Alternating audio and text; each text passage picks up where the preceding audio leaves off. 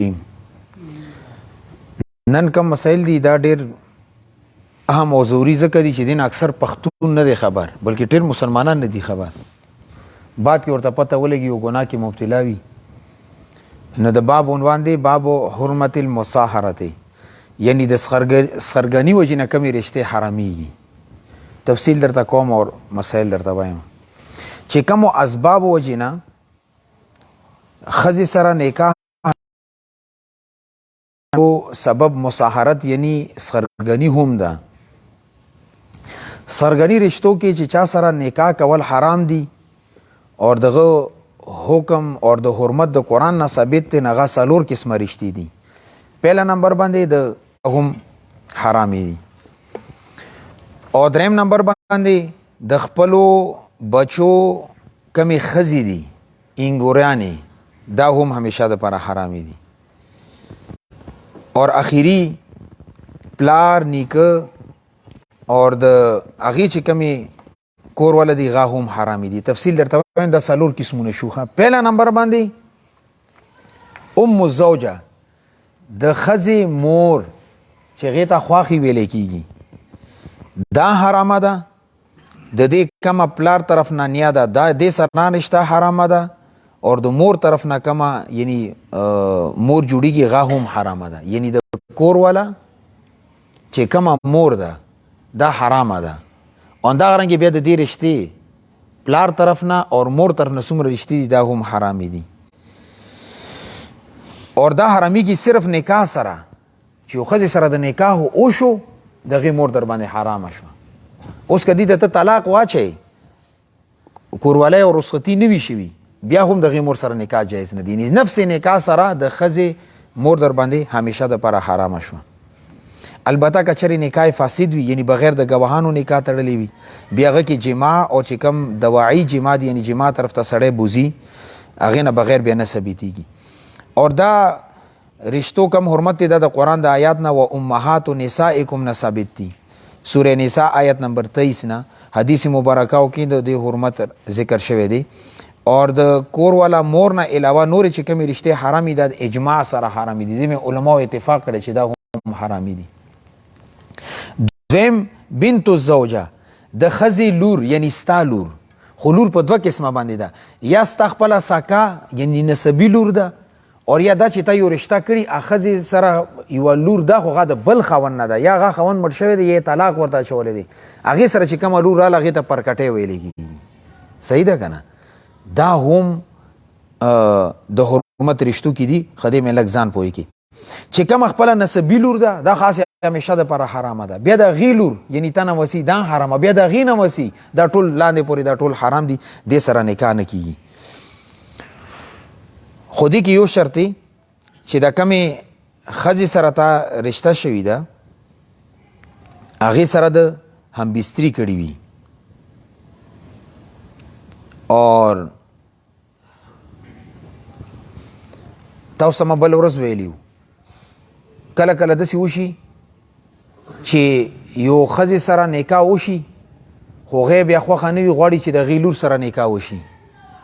نو چې د مشرې ښځې سره کله تا نکاح وشوه هغې سره د رخصتي نه وي شوي کوروالی نه وي کړی جماع نه وي شوي هغې ته د طلاق واچولو نو لور سره نکاح کولی شي.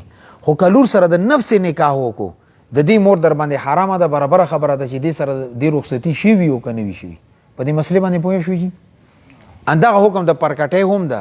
یو ښځه ده هغې سره پرکټۍ ده یوه مشومه ورسره ده تا د مشرې ښځې سره نکاح وتړلو خو دا د خوښه نه وه یاره زه غواړم د لور سره نکاح وتړم نو هغې ته به طلاق واچوې خو هله چې کوروالی د ورسره نه یې کړي جماع نه یې شوي نو هغې ته به طلاق واچوې د دې لور سره ستا نکاح بیا جایز کړي.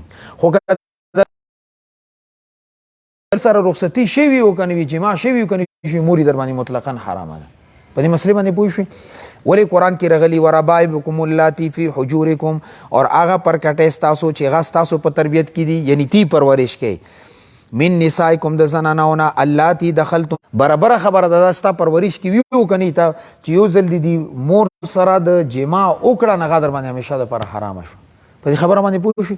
که پرورش ستا پرورش کې تا کور کې خوراک سکا کور کې بیا حرامه ده اور که بل چا کور کې ده تر ماما کور کې ده هلته خوراک سکا ورته هغه ورکړي بیا در باندې حرامه ده.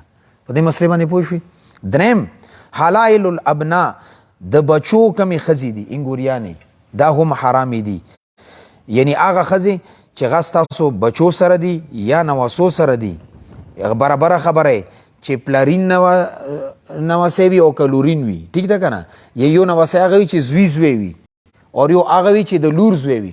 دا ادواړو چې کمی نکاح شده خزي دي، غو نکاح کې کمی خزي دي، غا هم همیشه د پر حرام دي. برابر خبره ده چې غي سره دوی به هم بستری کړي کني کړي تا د پر همیشه د پر حرامه.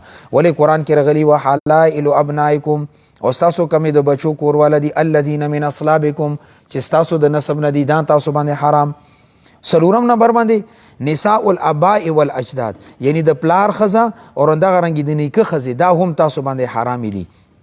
پلار شو، پلار طرف نه نیکه، مور طرف نه نیکه، د دې کمی خزي دي دا هم همیشه د پاره دغه سلسله څومره برزي دا ټوله حرام دي.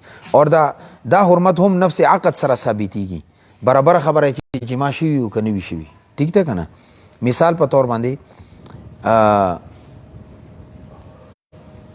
اور پلار دوه قسمه خزي کې دي شي. یو هغه چې ستا ساقه مور ده، ٹھیک شو، کوم پلار د دوه ودونه کړی دي، ته خو یو مور نه پیدا یې کنه غاستا ساقه رشته شو. یو دا چې هغه بل وده کړی دی غاستا بنځای مور شو. نه د ټولو حکم یو دی، د خپل پلار دی طرف نه دا سلسله هغه سلسله دا ټول حرام دی. ولی قران کې رغلی ولا تنكحوا ما نكح اباؤكم من النساء، هغه خزو سره تاسو نکاح ما کوي چې کمی سره تاسو پلارانو نکاح کړی دي. او د ځکه حکم لګولې چې شریعت نمخ کې به مشرکین مکه دا کار هغه ته به اکور ولته به میراث کې څه سامان میلاو شو. زهره خبره نه تاسو به را پاسې دوی چې د مور سره ځکه نکاح کوم چې د سره کومه حصہ د میراث کې غماته میلو شو. میراث د بر خپل مور سره نکاح کوم چې کله شریعت رالو هغه نظامی کریش کو ماتي کو چې همیشه د پره وی کنه ساقه چې نکاح صحیح سره هم حرمت مصاهرت ثابتيږي اگر چې جما پکې نه وي شوی. یعنی یو خزي سره د نکاح وشو هغه مور پتا باندې حرامه ده. برابر خبره ده چې د دې لور سره ستا هم بستری کړی وي او کنه وی کړی، خپل شری ضرورت پوره کړی کني پوره کړي، دغه مور در باندې همیشه د پر حرامه. دلته پېښور کې د سیو کیس شوی، دوه ورونو دواړو ودونه په یو ورځ باندې وشو. نظر خبره کوړه دوه سنه نه راغلی، نه چې کله شپه تیره که سحر پته ولګی چې د یو ورور کومه خزه او بلې کمرې کې او د بل ورور والا خزه بلې کمرې کې و، د سره حرمت مصاهرت ثابتېږي. د وتی به شوبه ویل کېږي، یعنی قصدن نه کوله غلطي کې دا کار وشو، د سره حرمت مصاهرت ثابتېږي. نه چې کمی زنانا سره د سړی کورواله کړو نه غمور په دې باندې همیشه د پر حرام شو. اگر چې غلطي کیو خطا وا خو بیا همیشه د پر حرام ده. اندا غرانګي زنا د حکم دی بات کې را روان دي پسې. سلورم نمبر باندې زنا سره کمی خزي سره یو سړی زنا وکي د غلور او د غمور اصول فرو په دې باندې همیشه د پر حرام دي، رشته ور سره نه کی. پوه شو په خبره باندې. دویم نمبر باندې چې شهوت سره یو زنانه ته لاس یوسه او د غي بدن حرارت محسوس کو، د غي لور اور مور در باندې همیشه د پر حرام شو. در د بعد کې تفصیل بیانو، اوس دلته صرف اشاره کوم. دریم نمبر باندې پردي زنانه د خپل کا د غي لور اور مور در باندې همیشه د پر حرام، حرمت مصاهرت په دین ثابتېږي.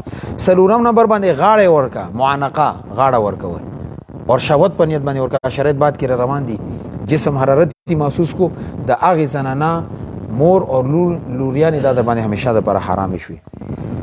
اور پنځم نمبر باندې شهوت سره چې د یو خزي شرمګاه ته وګوري بغیر د څه حایل او پرده، د سره هم حرمت مصاهرت ثابتېږي.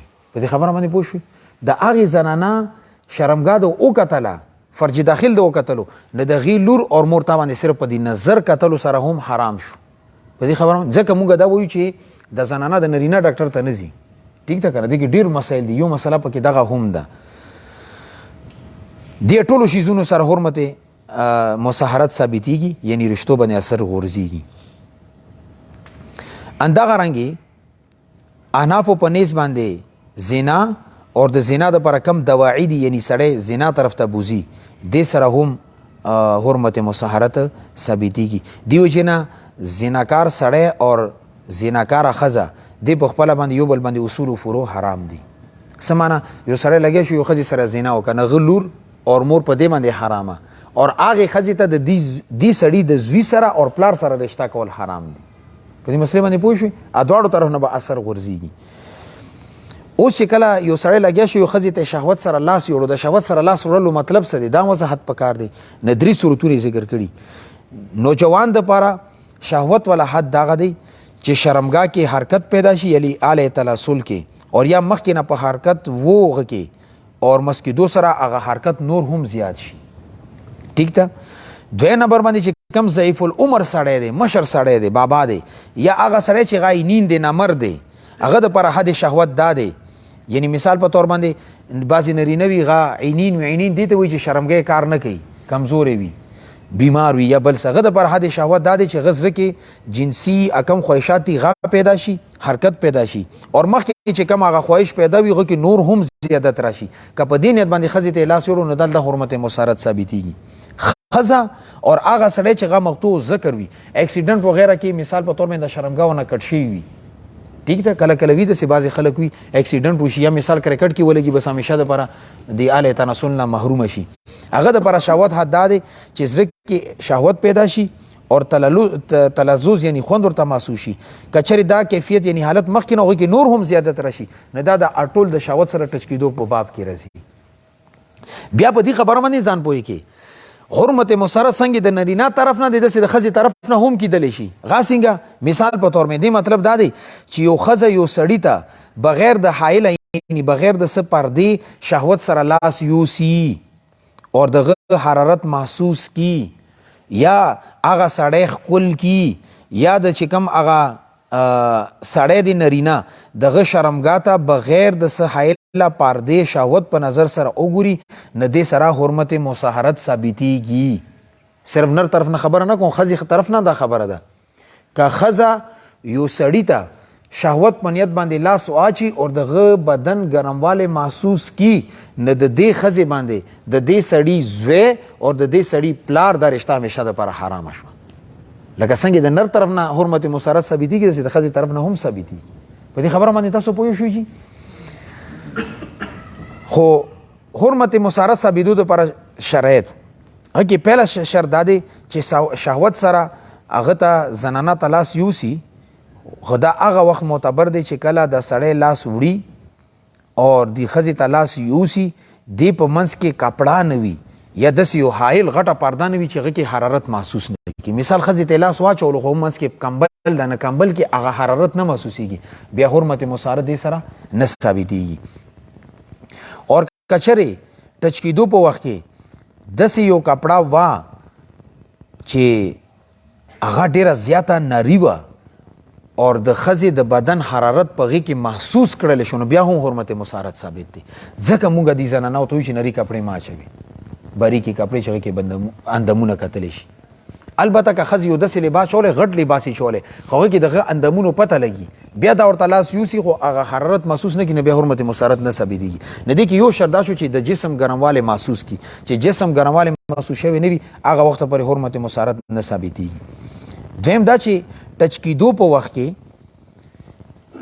شهوت پیدا شي یا هغه نه مخکې چې کم شهوت موجود دی هغه کې اضافه وشي نه دې سره به حرمت مساهرت ثابتېږي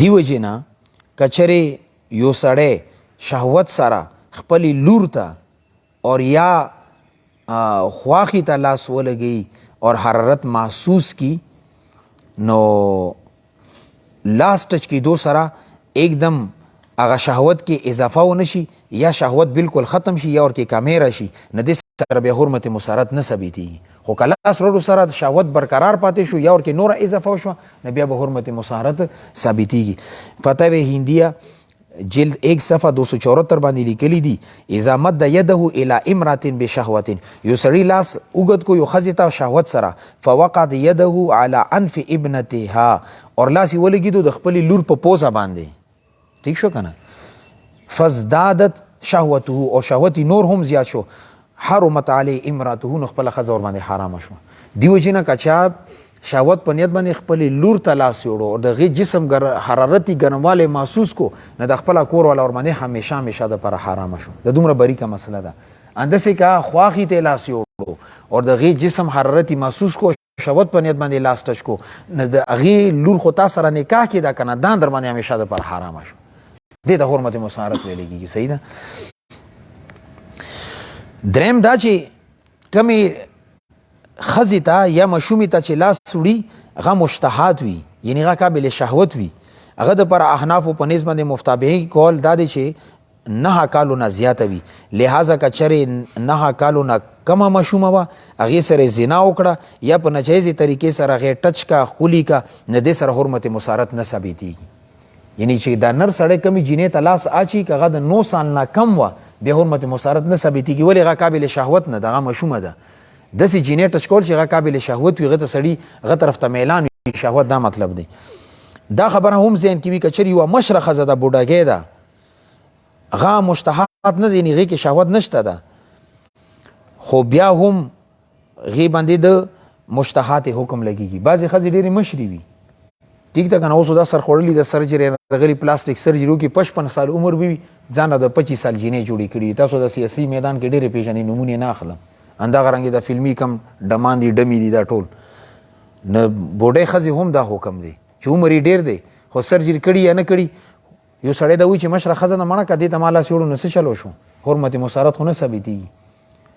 نو هغې کې د ډېر عمر وجې نه یو ښځې باندې ته دا وګورې چې یاره عمر یې ډېر دی، دې ته خاصې سړي شهوت نه کېږي او ټچ ته که او هغه وخت کې زړه کې د شهوت پیدا شو نو دې سره حرمت مسارت ثابتېږي. همدغه رنګې که چېرې د 4-5 کالو والا ماشوم خپلې مور خپل پلار منکوحه سره، یعنی پلار یې 2 ودونه کړي دي، یوه دي ساکا مور ده بله نساکا مور ده، دا ماشوم د 5 کالو 4 کالو ماشوم هغه نساکا مور سره جما وکي د دې سره حرمت مسارت نه ثابتېږي. ولې چې دا 4-5 کالو ماشوم دی دا قابل شهوت نه دی، ټیک دی که نه، دا د چا شرعي ضرورت پوره کولی نشي. 4م دا چې کله خپله کې یو بل ښکلوي یو بل ته لاس وړي نو هغه وخت کې د نرینه سړي انزال ونه شي. که انزال یې وشو یعنی معنی ونه خارجه شو نو بیا هم حرمت مسارت نه ثابتېږي. ښه دې سره سره د څو متفرق مسایلو باندې ځان پوهې کې سړی او ښځه دواړو دپاره شهوت ضروري نه دی، بلکې که یو طرف نه شهوت رالو حرمت مسارت ثابت دی.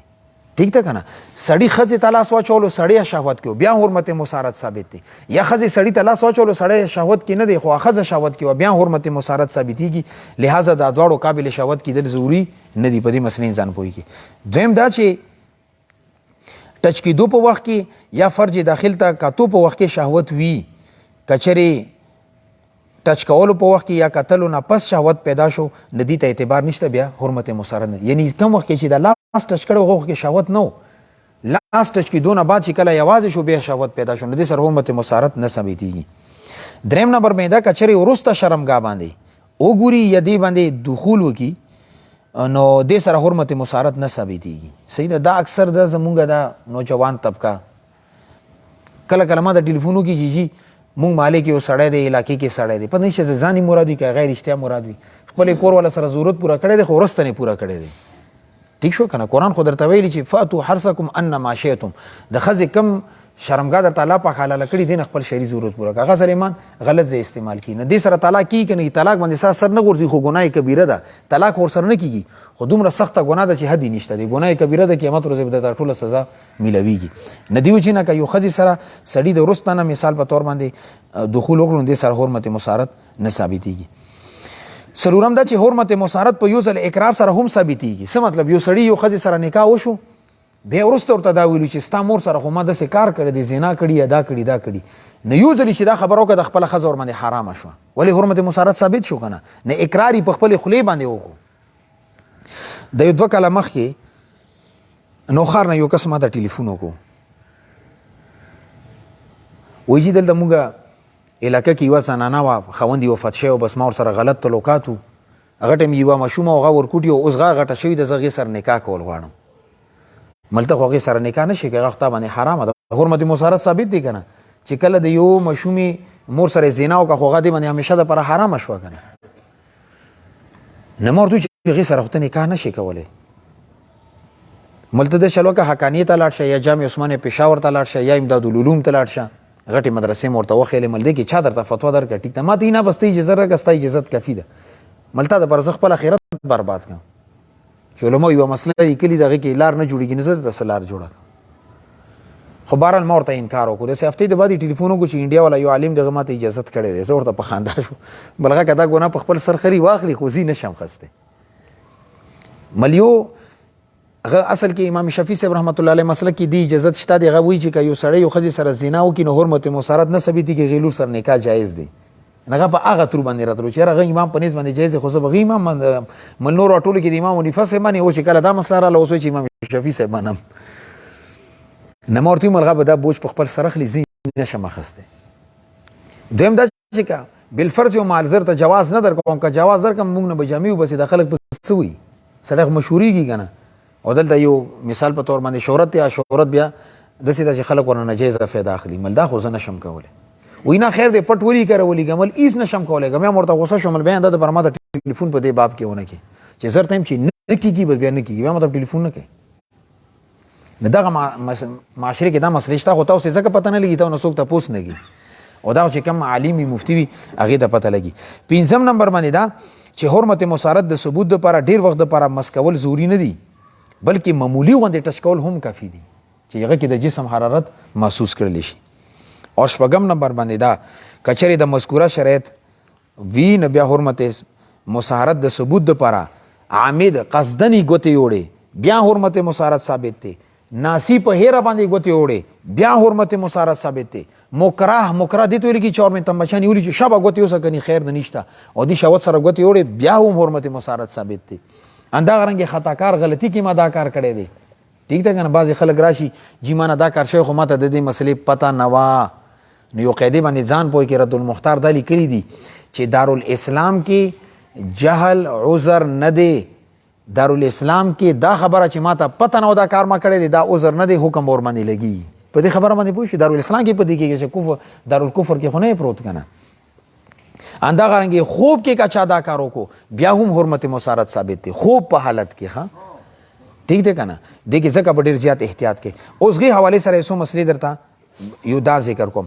حرمت مسارت همیشه د ختميږي نه چې یو ځل یو سړی د یو ښځې سره زنا وکړه د غلورو باندې همیشه د پر حرامه ده. کدا ښځه دنیا کې مړه وي او که ژوندۍ وي نکاح کړي کني کړي بدل همیشه د پر لاړه ټیک شو کنه.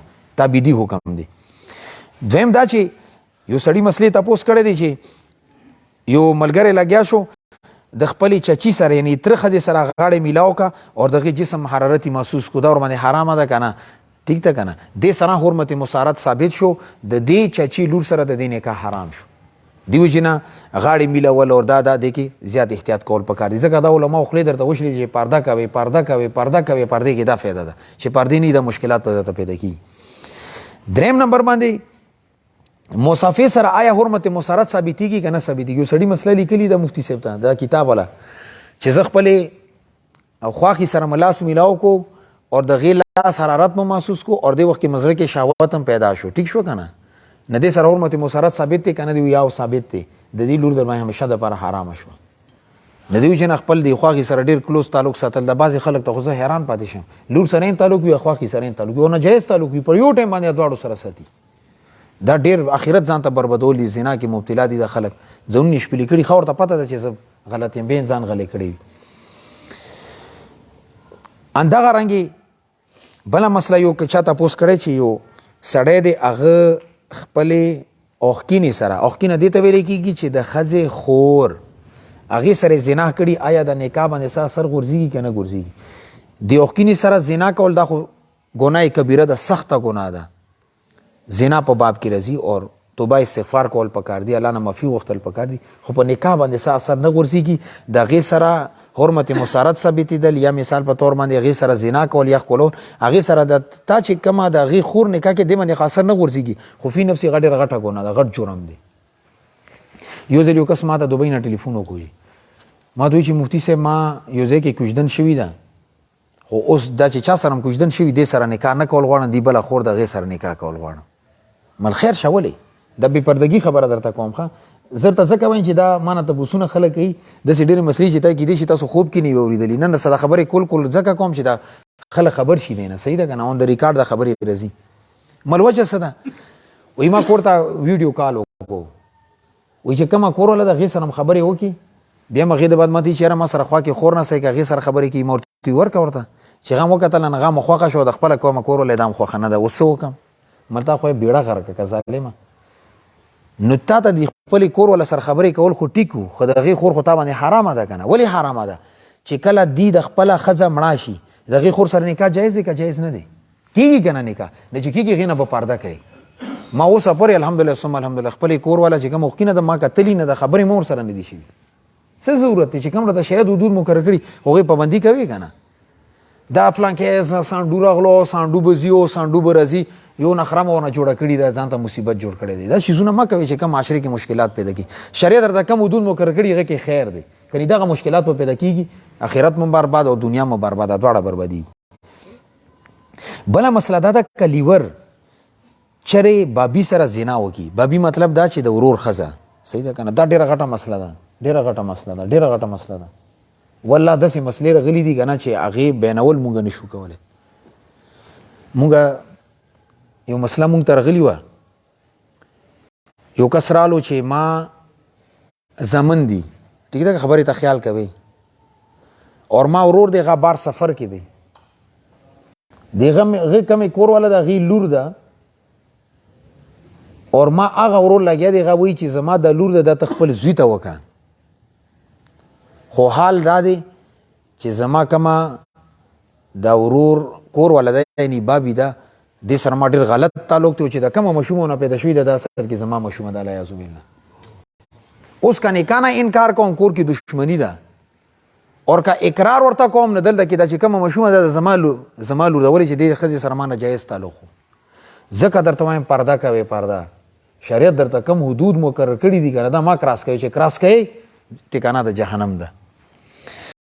بل مسله ذکر کړی ده چې خواخي خپل زومګه شهوت سره ټچ کی صحیح ده کنه. دا اشتا کنه خواخي کور د زومګه رالو یې پتندې خپل کو ځان سره ټچ کی کدی دوران کې یا هغه خزي شهوت یعنی کما خواخي ده اور یا د زومګي شهوت همیشه د پاره د چې کوم لور سره رشتہ شو یا همیشه د پاره حرام شو. دیو جن خواخي ته احتیاط کول پکار دي. ټیک ته تاغه ته لور ور کړی دا خو غیر سره خپل حدود ته شریعت مقرر کړی غي ځان ته نږدې نور م پرېږدوا بس دعا سلام لري نه خپل یو ترتیب چلوي چې حرمت مسارت نه ثابتي. حرمت مسارت وجنه د اولاد خپل کې نه کالک دی مسله باندې ځان پويږي.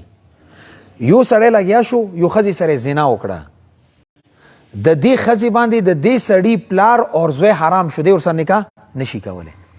اندغه رنګي دا سړی د هغه خزي مور اور لور سره نکاح نشي کوله. دې مسله باندې خو پوه شوې کنه.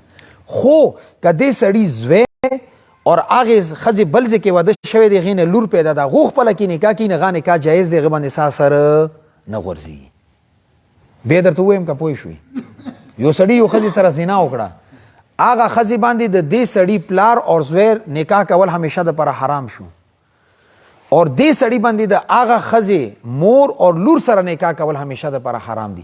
خو دې سړی بل یو چرته واده کړي دی غینه زوی دی هغه خزي بل چرته واده کړي غنه لور ده د زوی او لوري خپل کې نکاح کې نه غبن اساس سر نه ورزي خپل کې نکاح کول شي.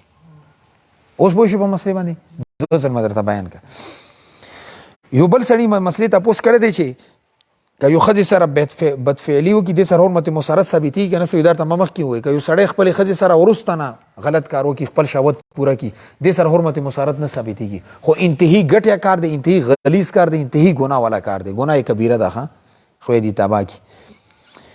بل یو سړی تاسو کړی دی د کتاب کې کم تاسو نه کړی غي جواب کوم دا نه تاسو چې دلته چاته تاسو کړی فتوی ولا تاسو کړی استفتاء ولا دا یو سړی لګیا شو یو نر الک سره اغلام بازیو کا غینه خپل هغه گندگی بدکاری وکړه آیا د دې مور سره ته نکاح جایز دی کنه جایز دی نکاح صحیح ده کنه. حرمت مسارت صرف په خزو کې ثابتيږي نرینا سره نه صحیح ده کنه.